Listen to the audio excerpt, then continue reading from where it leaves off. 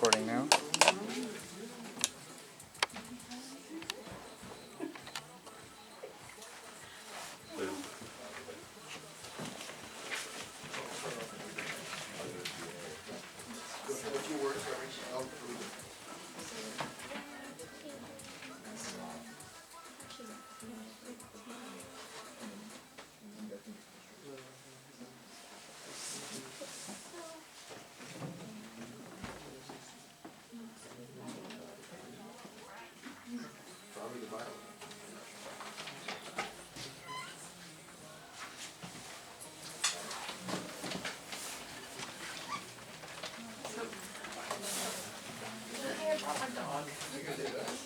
What? You're here for the event? Yeah. Oh, yeah. He's nice, guys. He's very friendly. So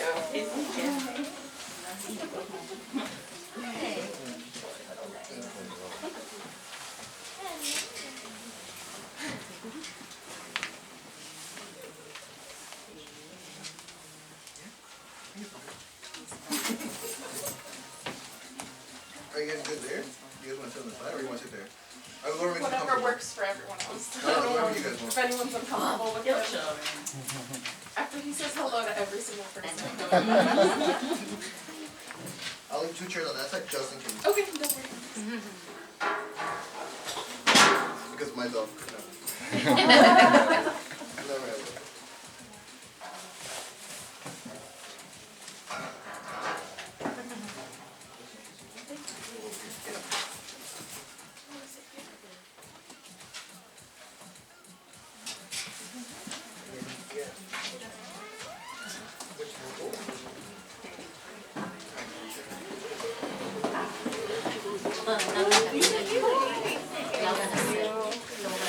Fine, don't worry. I don't know about it. Can someone Yeah, sit someone here? can sit. Okay. What? You're good. I love your background. It's from my job. It's like from the sister act. Making sure it's stable enough.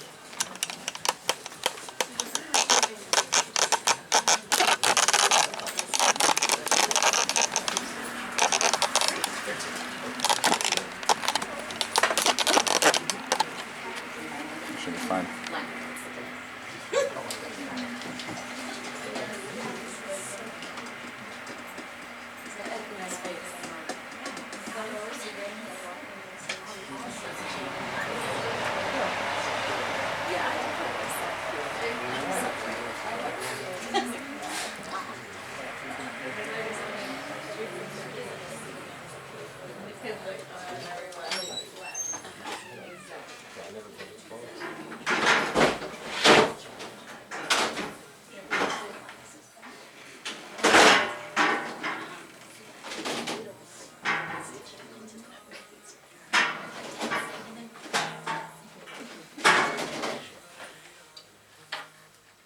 What's happening?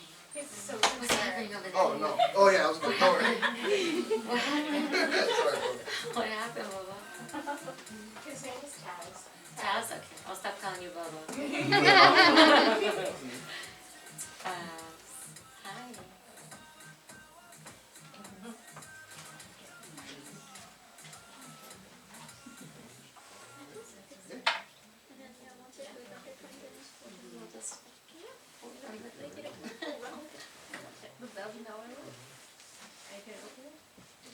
You want me to get that one? Hey, everyone. Hello. My name's Adrian. I'm looking at my phone because I'm reading Bible. So that's texting a lot. Ignoring you guys. No, it's okay. That feels like an accident we have. Welcome, new faces, some regular faces, so sorry for the spiel. I opened the store about 1.5 years ago. There wasn't a bookstore around here. I primarily, almost exclusively sell BIPOC books, so Black and African, API, Latina, Indigenous, Desi, Swana, because for this specific neighborhood, but for everyone, it's important to amplify these stories and these voices. That's why I'm so excited to have this, and I was excited to get this email for Somos Xicanas, because this is an amazing anthology collection. A lot of great stories in here, poetry. It just hits in for every single person, and I really, really love it. So I'm really excited to host this, and I'm going to read the bios. First, Dahlia Aguilar. Dahlia Aguilar is an emergent Chicana writer and daughter of Corpus Christi, Texas, an educator of over 28 years. She now works as a consultant and writer. She's an alum of Under the Volcano 2025, a writing residency held in Tepoztlan, Mexico. Her poems appear in Nahuatl River Review, Somos Xicanas, Boundless, Flower Song, the Skinny Poetry Journal, and the Acentos Review. She's a 2024 DC Arts and Humanities Fellowship grantee and lives in the Deanwood neighborhood of Washington, D.C. with her son, 2 dogs, and menopause. And then we have Kelsey. Kelsey Milian was raised in Miami, Florida with a strong sense of cultural identity. She has been able to connect and trace her heritage with her Mexican, Guatemalan, Aztec, Zapotec, I don't want to mispronounce this, Quiche, Maya, and Japanese roots. She resides in New York City pursuing a PhD in ethnomusicology at CUNY Graduate Center. Her first poetry book is called The Sociology of a Miami Girl, which explores generational lessons as a daughter of immigrants from Latin America. Her poems have been featured in Mujeres de Maíz, Not Very Quiet Online Journal, Bien Acompañada. Listen, English was my first language. That's my first language. You're doing great. Listen. Everyone is welcome here. That's what my mom's saying, like, that's not how you say it. The Echo, South Carolina's Best Emerging Poets 2019, the Latino Book Review, Writer Roses Publishing, and Flower Song Press. So please, everyone, let's applause for both of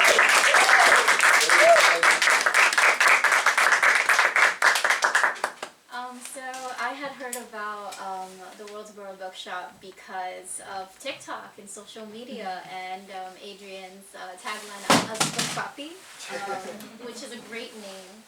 And I think, you know, once when this anthology was coming out, and we're doing a very grassroots level where all of the different publishing companies are, not different publishing companies, but all the different authors are basically doing different book launches across the U.S. really, and so majority of them are within the California state, but we're East Coast based, so we wanted to organize an event, and obviously no greater place in New York, and then D.C. on Sunday actually, and I really wanted, because I go to school here and how much I love New York City and what it's given to me as a scholar, but also as a child of immigrants and living here in the community, wanting to amplify spaces and bookshops like Adrian's bookshop here, the World's Borough Bookshop.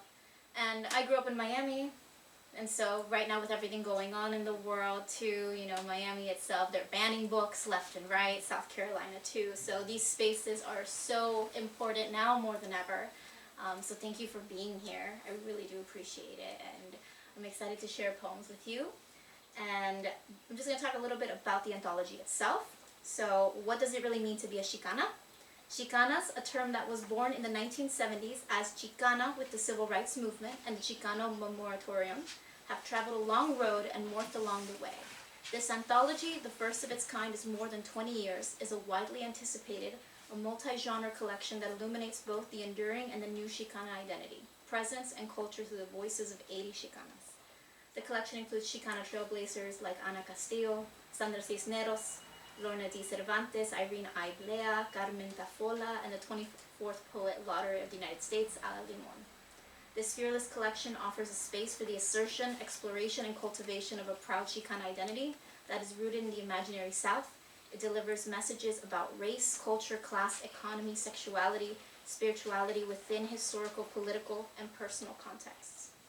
Somos Xicanas echoes the collective voice of Chicana community as a whole while simultaneously celebrating the coexistence of multiple subjectivities alive within each contribution. And a special thanks to Brenda Vaca, who's not here today, but she is our publisher with Rite of Roses Publishing. So please support any of the books that they continue to keep producing. And our editor, Lou Schweg, who brought these incredible poems and short stories together and edited the entire collection. And this is also just in honor of any creative out there who might be a child or a daughter of immigrants, or who is an immigrant herself, who just loves to create. And yeah. So without further ado, Dahlia is going to start with some of her poems. Thank you. Thanks, Adrian, too. Also, yes, thank you. And thanks, Adrian, both for having this space and then for allowing us to be in it. I grew up in South Texas and came to DC for school and then stuck around DC and I've been there now quite some time. I worked as a school teacher, teaching elementary and kindergarten, then had a life as a school principal, and then I founded a bilingual school in DC called Mundo Verde. Then I decided I was going to take poetry out of the friend zone, and we are now having a tempestuous affair. It's really great. I had the opportunity to be in a writing residency called Under the Volcano in Tepoztlán, and this poem came from that experience. Amor Tepozteco. Cobblestone prayers for the dog who slept behind the car's tire. He lived to lick his paw the next morning. Dogs teach irreverence, dodge and abandon. The only safe passage across streets. Some limp, learn the hard way. Mother gently urges her toddler up the hill, cobblestone too. He finds a curb perfect for a seat, perfect for a rest. They rest. Another mother carries her daughter in a hammock, the sweater the child wears, swings in weight to keep La Niña from running the maze of market, and El Compadre finishes his news. A truck bed cradles jicama harvest. This also made me cry. But not as much as watching the mountains dress and undress, peat charcoal darker than night, morning tinseled gold. Every afternoon, same time, same corner, a security guard jokes, baritone, to a market vendor who returns auto carcajadas, on break from business and onlookers. I fall asleep to toy dynamite, dog scandal, and wild caterwaul. The child in me imagines La Llorona, but there's no river here, not this season. Only the town undoing itself to tourist medley. Peso Pluma, Selena, and Aha's Take on Me till early morning. Playlist beyond sleep. 3 hours more, and the Zócalo reassembles itself. Morning dynamite. Trucks screech deliveries to curbs, to loading docks. Metal meets asphalt, symbols of arrival. Market stall, installed, cobblestone storefront, swash bucket bleach, swash bucket vinegar, swash bucket fabuloso. I never knew this love.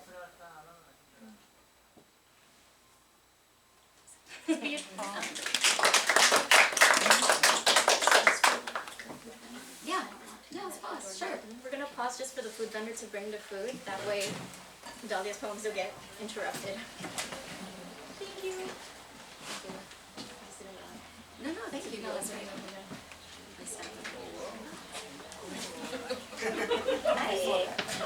On the side note, we have a food Gracias. vendor. We have a food vendor, so please, after the event, if you want to purchase flan, let me double check real quick if that's it.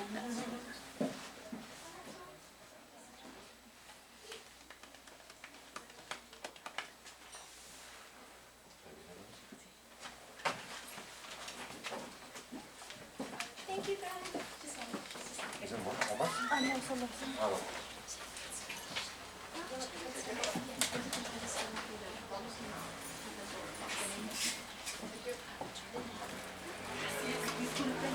Thank you.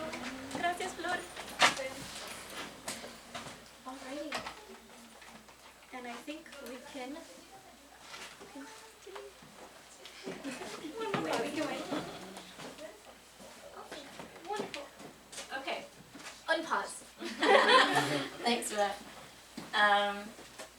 I have a manuscript called Tidal Range, which talks about a lot of poetry about growing up near the Gulf of Mexico. The Gulf of Mexico. You say that a couple more times.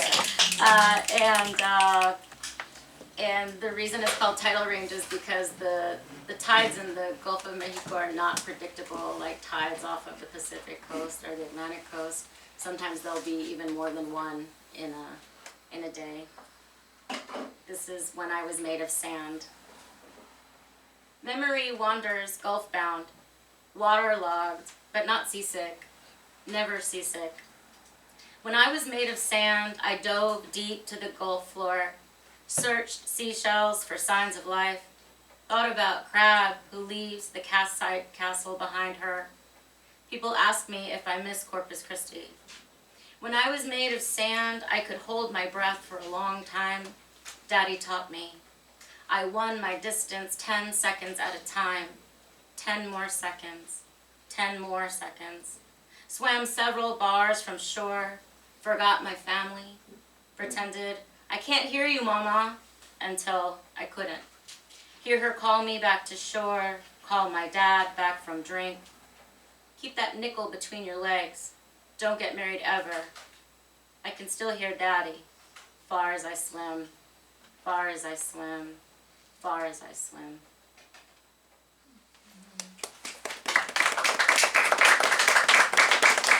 I'm gonna bring a few ancestors into the room, but also want to recognize my sister, Asalia, who's also a writer and poet.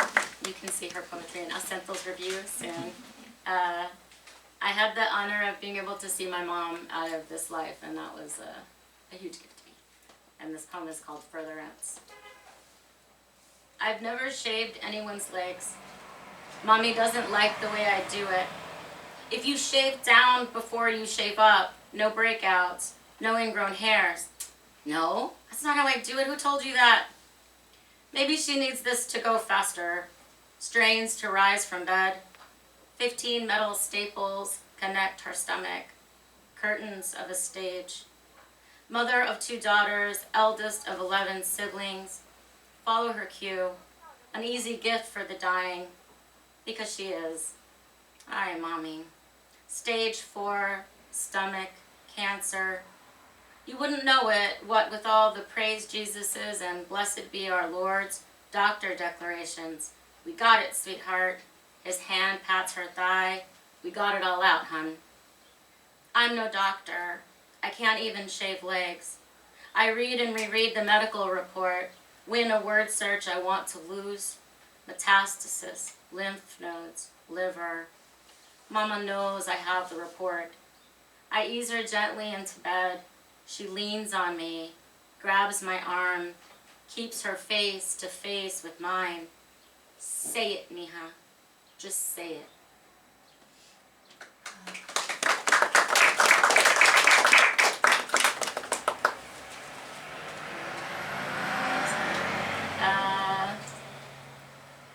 This is Melissa says she can't stand poets who write about being poor after they're poor.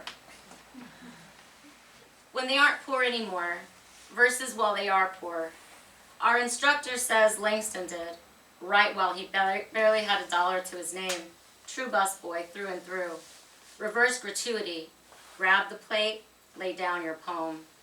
Melissa says it's the time to write, the energy to write, between the first and second job, or between the second and third gig. When is it I'll create this masterpiece? Last week, the refrain echoed in me, there is no good capitalism. There will never be a good capitalism. People should stop waiting for capitalism to be good. I know this, of course, I say, but my body betrays me. Heartbreak, heartburn. Melissa says, capitalism's going to capitalize. Says no one will run me out of this city, my home. None of this, we're moving to Mexico. I feel shamed by this. What's wrong with escaping to the other home, aside from the privilege to choose or the sweet audacity to follow through? Unwanted expat gentry. She says we've got to stay here and fight, got to stick together. It's not the knockdown, it's the bounce back.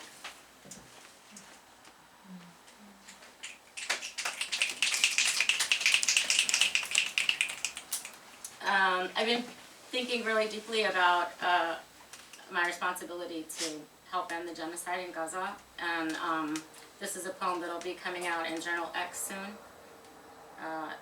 It's a poem in 8 parts. Do willow trees grow in Palestine? 1. If I search for garlands of willow, will I find them in Gaza and Rafah? Or do only olive trees weep? 2.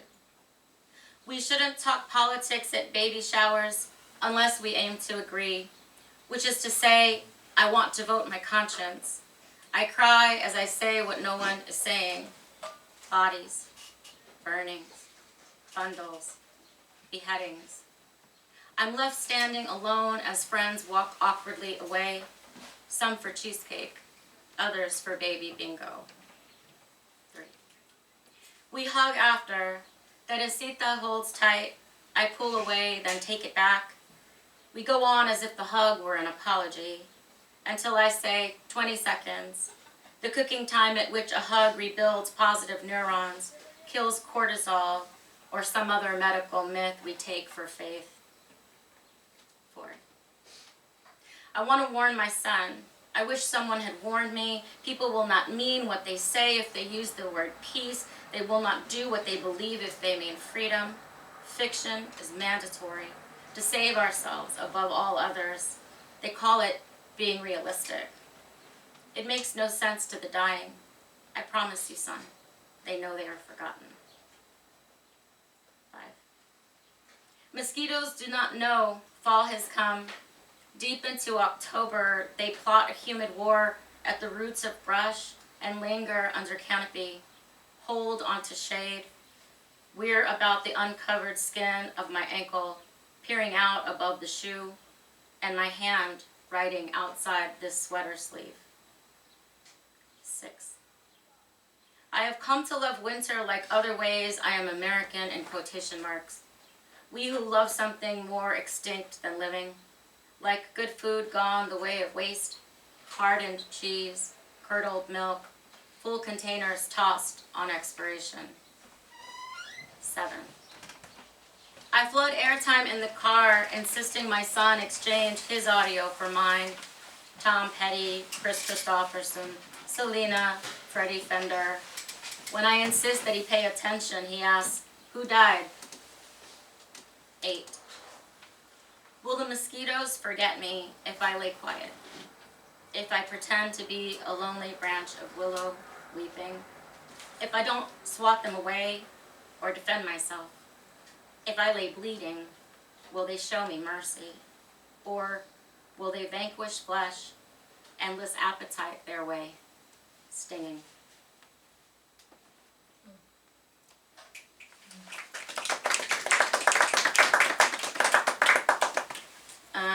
If you all ever have a chance to take a workshop with Palabras del Pueblo, they have this amazing online workshop. It lasts like it's like a Sunday, a Saturday, Sunday. And I had a chance to take a workshop with Luis Rodriguez, who shared his poem about his love for LA, which inspired this song for Washington, D.C. To say I love Washington, D.C. is to say it is not monument or postcard. Early 90s, circle walking, hand out flyers in DuPont to anyone who will take one. Help Jennifer Harbury find her husband. Efrain Bamaca Velasquez, guerrero, disappeared. U.S. dollar bought it, U.S. hand ordered it, starved herself until they admitted it. It's to say I love this place beyond the mall, with its own truth, city that burns, again. Not 1969, not MLK, 1991, Daniel Enrique Gomez, D.C. police shoot an unarmed Salvadoran, uprisings in La Mont Pleasant. Is to say I'm in church basements 11 years later to record what has changed, testimony from Salvadoran migrants, turned away, berated for trying to drive in Spanish, eat in Spanish, get well in Spanish. It's to say, I love this place. Militante y guerrero drink the same stink, same bar, same city. I love this place, Chocolate City. Even as a successive line of right-leaning mayors dole our city out, block by block, lot by lot, to developers who push into the sky, push residents out of the city, push people to their edge. This city where we fight to hold on. Georgia Avenue condo Karen tried to tell on the cell phone store for playing go-go too loud. This city descended upon the corner with cowbells, fists in the air, shaking our asses to say, go-go is city song. The go-go will not go. It's to say, we know who built this city. Washington laid cornerstone, But it was not Thornton, Latrobe, or Bullfinch who finished it. It was the free man-made slave who lifted sandstone, marble, and granite, names lost, bodies buried. It is a sanctuary for Venezuelan migrants bussed from the border by Republicans, who've taken the city on mopeds, making us look more like the lands of the global majority than our fictitious first world. An irate business owner yelled at a gig driver, "Speak English, speak English." In my city, Black and Brown went viral to say no, no, not in our town.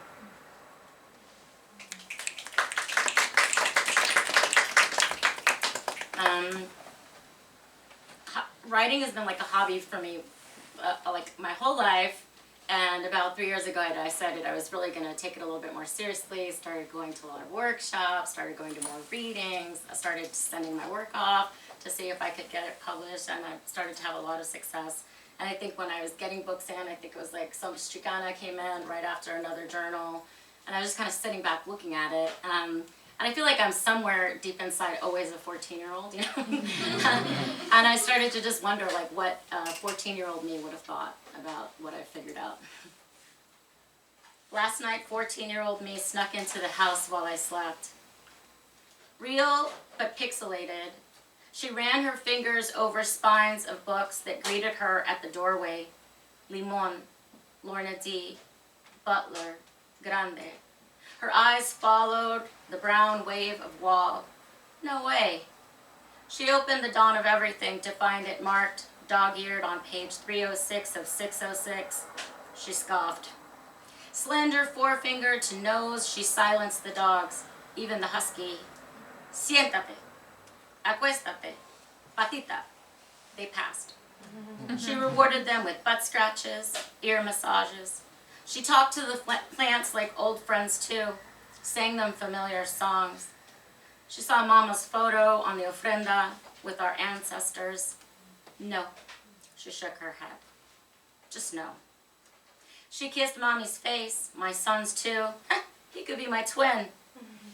She journeyed in whispers, danced about the living room with the broom. Her eyes caught the instruments, wall hung, dusty. Daddy wouldn't like that. Her gaze fell upon the guitar, leaning in its corner stand, the Takamine. She thought she could still hear Daddy strumming, singing. She's Nicolette, Daddy is Neil. I'll look for you if I'm ever back this way. She found my cowboy hat, drank the last Diet Coke, and snuck a shot of tequila. She didn't think I would notice.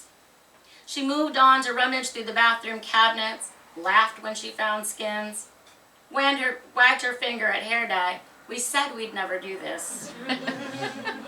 She dug in my purse, found cigarettes, snuck one out, but only pretended to smoke it. She held it dry between her lips as she sat down to read. She opened Boundless, Write Until You Cry, Somos Xicanas, saw her name in the table of contents. No shit. She fell asleep reading, her joy. In the morning she heard me stir, tiptoed toward the door, bid farewell to Abuela's aloe vera, ran her hand along the soft underbelly of its leaves, backed slowly out the front door, careful to turn the knob before closing it, lest she alarm me. She winked and bid the dogs farewell.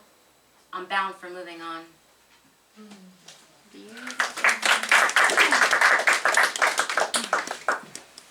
I'm sorry, I'm taking it all in. Thank you so much. Thank you. Alrighty. Well, I guess it's my turn. I write based on really just memories and lessons of my family. I write about my parents and my brother and my ancestors, which, you know, everything is in conversation and a reflection of together. And I feel as if, as I've gotten older, having conversations with my parents and seeing the ways that they navigate the world often, and the way I often react to, I think back on the kinds of generational traumas that we've been through. And I just try to find a lesson in each and every interaction or something that happens with us. And so I guess I'll start with Buenos Dias, Niña. And that's actually the first poem I ever wrote that made me realize, oh no, I think I could do poetry. Maybe, we'll see. It was also the first poem that was published with Mujeres en Maíz, and I was maybe 19, and I thought, I was only ever songwriting, you know? I love R&B, I love Frank Ocean, I was writing love songs, right? Unrequited love. And then I had this interaction at a bus stop in Miami, and I wrote this poem, and it got published, and then that kind of affirmation made me feel, oh, okay, I think people are listening to what I have to say, and maybe that's really interesting to think about. So this is Buenos Dias, Niña. 17 stops, Palmetto Station to Douglas Road, and 30 minutes of music that seems to cloud my thoughts with summer plans. The city is hot and humid, and today more than ever before. I sit down next to large handbags, cheap flats, and petite women. They remind me of an alternate universe. My life, my mother's life. They stand here as early as 6:15 a.m. Conversation after conversation, bus after bus, taking them to Hialeah, taking them home. A new brown-skinned woman approaches the bench every 15 minutes. Besos, names, and preguntas about how their family is doing are the normal intros exchanged. I sat there and I listened to their conversations, forgetting their laundry upon reaching Hialeah, working in a new house in Coral Gables. But it hit me, to the point that I began to taste the salty drops of my subtle tears. They were the maids, las que take care of your children and las que spend hours cleaning the homes they wish to own one day. My mother was one. A time before I appeared, a life we would have continued if opportunity was not earned. But my destiny was different. I sat on that bus stop to take the next route to a future mis papás dreamed for me. Lo que soñaron para us. Those women remind me of a culture and people I refuse to forget. Respecting what they do, their sacrifice, and ganas, goes noticed. I hope mis sueños go noticed too. Buenos dias. And to give you a little context, every time I'd approach that bus stop, they would always say, Buenos dias, niña, right? And like Latino culture, right? Te saludan, you gotta salud the back, you know?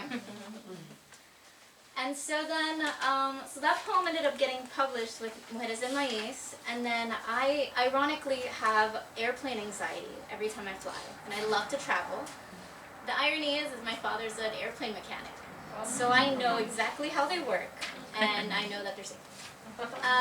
And so as a way to kind of calm myself down, you know, when you're going through turbulence and experiencing all of that, I sit down and write, you know, I put the table down and I just start writing on my phone or just with my pen and paper. And I kept thinking about, okay, to kind of calm me down, let me think about who's here protecting me, my ancestors, the women in my family, right? And so gave birth to Brujeria. An army of angels walks behind me, in front of me, and on both sides in case I lose my way.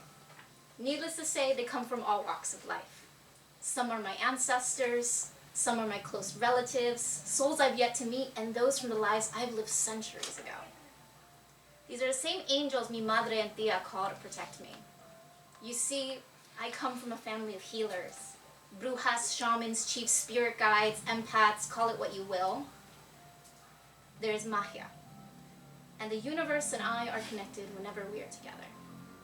Mis brujas take care of the wounded, give shelter to the hopeless, and show compassion to the lost. But they're cursed. They give so much of their soul to any stranger, sometimes they're left scraping for the broken pieces of recognition and gratitude. And they do not do it for the recognition or gratitude. So if you see a bruja, smile at her. You may not see the cracks on her hackneyed skin, but I do. I caress each bump, each torn line, until my kisses make the pain disappear. All that remains is love, a power passed down from generation to generation of brujeria. You see, I can heal because I am a bruja too. Brujeria. I'm always fun. So then let's see, where do I want to go with this one? These are actually some of my new poems. Those are some of the old poems. Is there ice cream? I love ice cream. There's ice cream. You have a soundtrack. Oh, he's passing. He's just stuff. I love ice cream. It works right there. A year and a half? Never.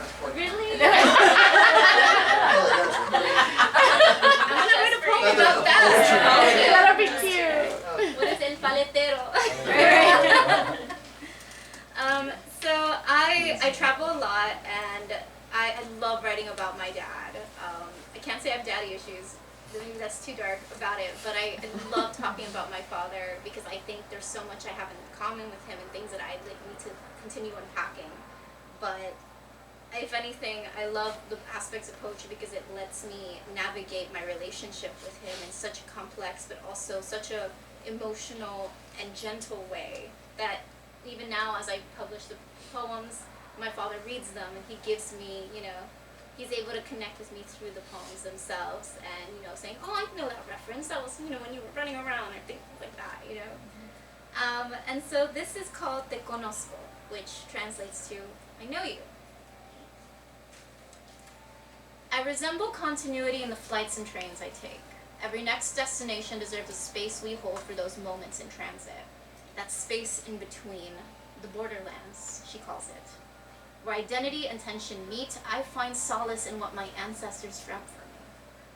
Pero, did they dream of this present reality we live in? Of misunderstanding, convivencia diminishing from the roots of trees they planted? What happened to the water? ¿Y qué pasó con la empatía? Esas manos, esos dedos, I've seen them before. Ese señor, a farmer, a painter, a carpenter, a mechanic.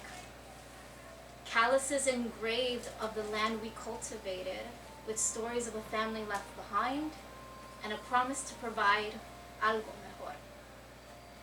Y ese señor lo conozco, cada vez que me llama su hija. Because I grind for a living, heal from rencores, find value in the relationships I know stem from the moments when my papi didn't feel enough. But we are. Y yo soy. Y él será. Every time I see him in transit.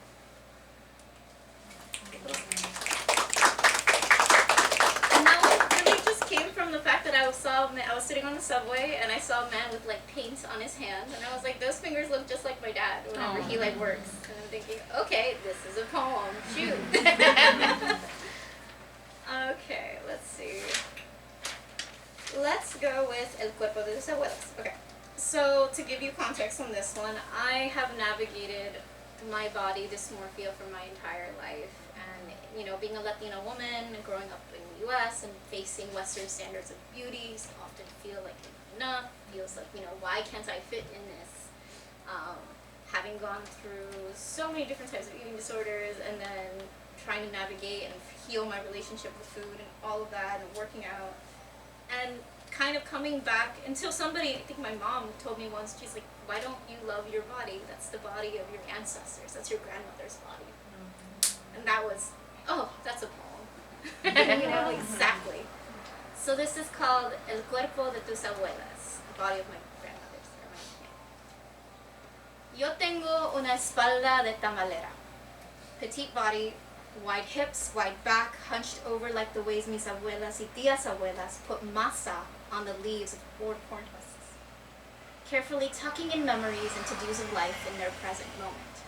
Preparando comida para la familia, cuidando los nietos y tataranietos, carrying the weight of generations on their backs. Y yo rechazaba este cuerpo.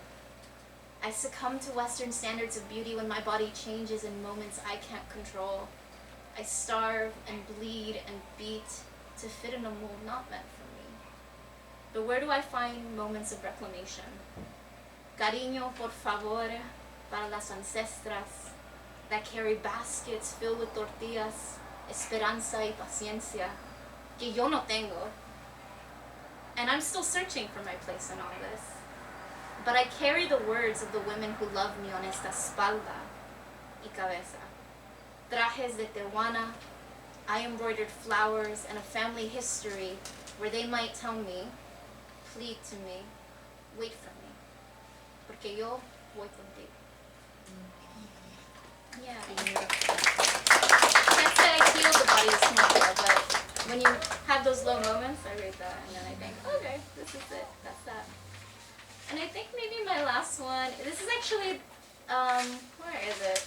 Oh my goodness. actually wrote in reflection to this administration and the government, and just, you know, trying to navigate what to say, what to do. It's also connected to aspects of body and being a woman, and I was angry. I was incredibly angry, and I wanted to write something about my response. And it actually ended up it's going to be published now with another anthology called Anger is a Gift by Flower Song Press, so definitely look out for that one. Yeah, and this is called Sacrifice. For the short-term thrills, my conscience lays bare at the pedestal I built for you. That feeling is not the same anymore. I've convinced myself this world must hate me. You must hate me. To call me a liability, control the organs in my body that gave you life. Your creator and I are related. Connected in this universe by chains and shackles, a habitus uncommon, by sounding experiences when the powers you possess strip away mine and their essence. My founding father claims my body without knowing my body, touching my body, loving the body from which his religion might pray for, benefiting from this production of cycles repeated. Progress pulled backwards, these lessons we had to die for, so that you could maintain that power. I strip you of these garments, that gabble, this institution, remains branded on my soul with regret for this country. You must hate my body, but you can't have it. And that's it.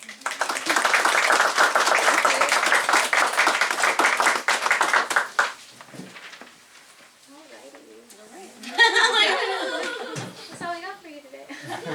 Adrian, if you want to do the Q&A. Yeah, if anyone has any questions, please. I can start off. Everyone wants to be the first. This is for either.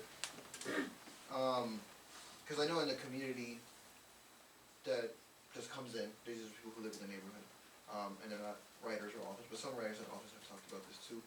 Since the administration has happened and all these like attacks on our communities and our people have been happening, how has that affected your writing? Have you felt like you can't write, or like it's hard to put the words to paper, or however you write?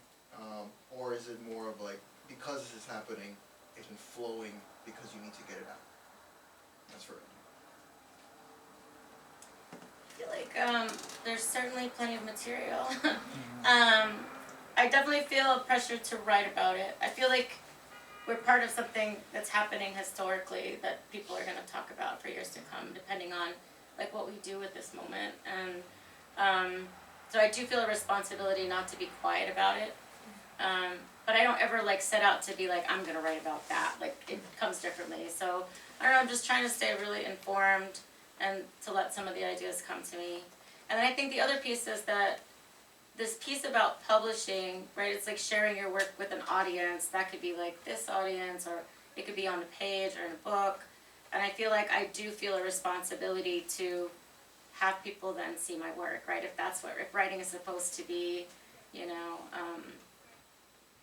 I don't know, enjoyed or understood. Like I think I was really surprised that that Willow Trees got into Journal X.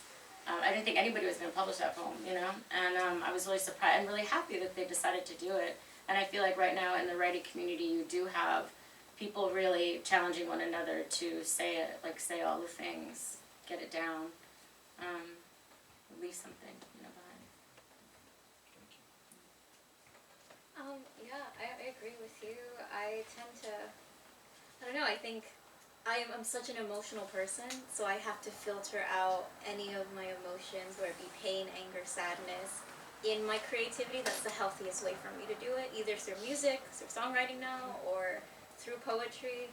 And it always goes back to the idea of like, as long as there is a lesson that I'm learning, that's kind of where I'm thinking about the process. I can't write to just produce something based on an idea immediately.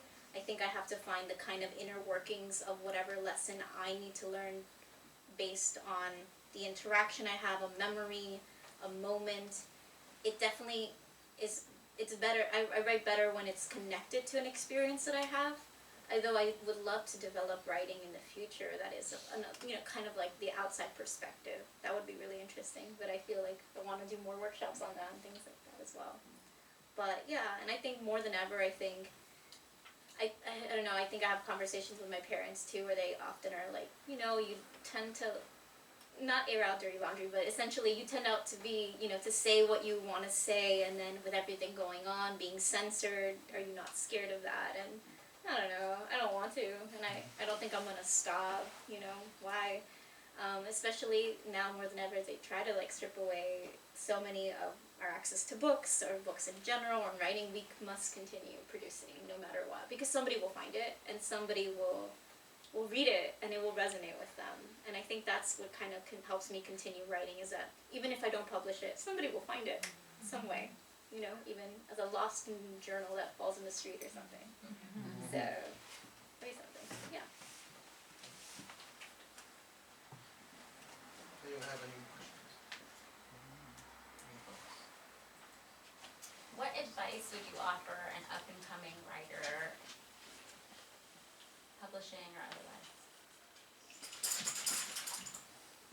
Read a lot. I just feel like the more it's just so symbiotic. The more I read, the more I find myself just, leaning into something new.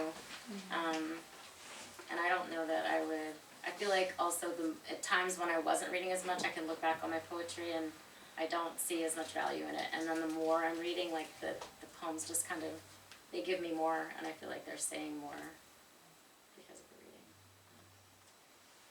I would say experiment with so many different types of mediums too, because I study sound and everything, so I often incorporate a lot of aspects to sound studies and just going outside. I mean, like literally the world and nature is poetry in its own right too, so then living, experiencing, staring at a flower for a couple of minutes and finding the beauty in the words for that, using different mediums. Sometimes I'll write on a napkin in a coffee shop. It's a very cliche romanticization of it, but that's something I do because it's the idea that comes in, and then keeping that and having that, and then obviously, transferring it to maybe my Google Docs or my notebook. And then years later when you look back and you find that napkin, whoa, here it is. There's something beautiful to that tangible medium itself. So I would always, explore that. That reminds me, I was at the Authors, Writers, Publishers Conference, and Victoria Valenzuela was talking about how she started publishing her work when she was a mom, and she had just married another man who had kids. So they had now a new marriage, a house full of kids, and there would be no time. But what she learned about was the idea of fragmentation, which is that oftentimes in Western writing, people are looking for a beginning, middle, and end, right? And if it doesn't have this beginning, middle, and end, if it doesn't have this, climactic problem that gets resolved and that's very clear, what's happening, that a lot of publishers will push away from it. They won't take it in, or they won't consider your work. And she started noticing that she was seeing more writing, right, amongst people of color, especially in the Latino community, where things are not so neat. That's not the way things go. And sometimes things are unresolved, right? And so she said she would, back to the napkin thing, right? She'd be waiting for her son to come back from soccer and write a little bit and put it away. And not worry about it being a big thing. Don't worry about it being some whole, take that piece. And she said she would just go on the back of her seat, she'd put it in her purse, and she'd write on something. And then, she finally built, now, this literary legacy. But for her, it was let's not always assume that because somebody's saying this is the way to do it, that it's the only way to do it. So yeah, I love that lesson from her.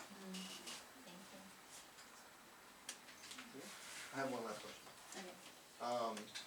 I have a lot of writers that come by, and they said that this is a very isolating experience. How does it feel to be an anthology that's just so full of people from their Xicanas? I think for me, it's such a breath of fresh air.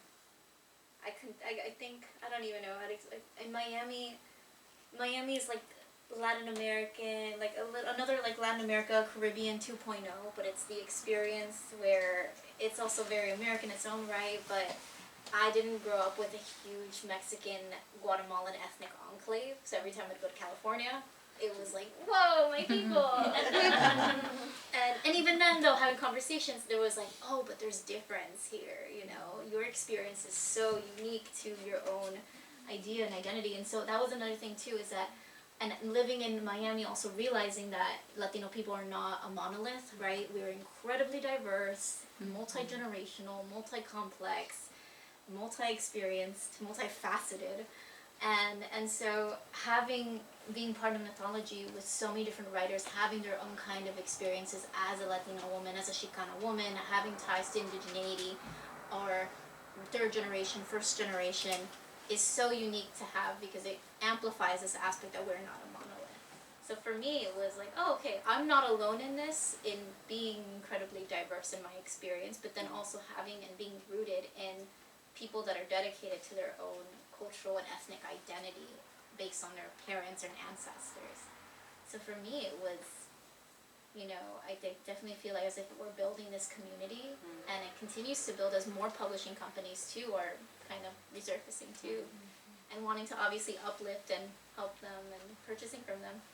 So I feel really lucky about this anthology in particular. I feel like I'm on this world tour because I was in LA for AWP and then came here tonight for this reading and then going back home, and we're going to be reading on Sunday in DC.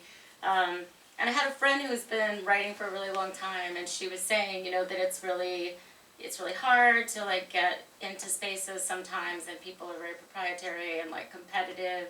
And I was like, that is not how it's felt to me. Like, I think with this Latino and Chicano like group of writers, there is a kind of like embracing of one another. Like, no more of that. Like, there's plenty of stories to write.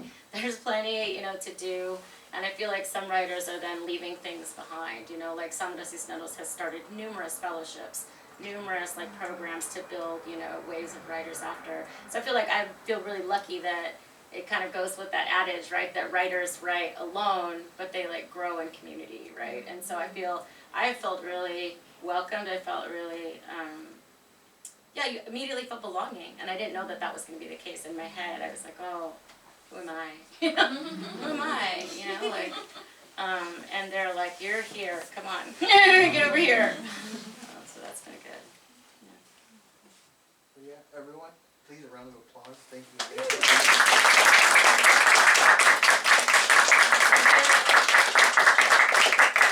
you have a book and you want it signed, they'll be doing signing.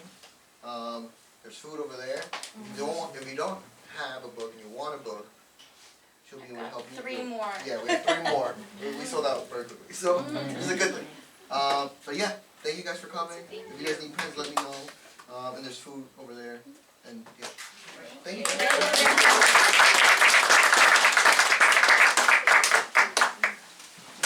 Good job, Tess.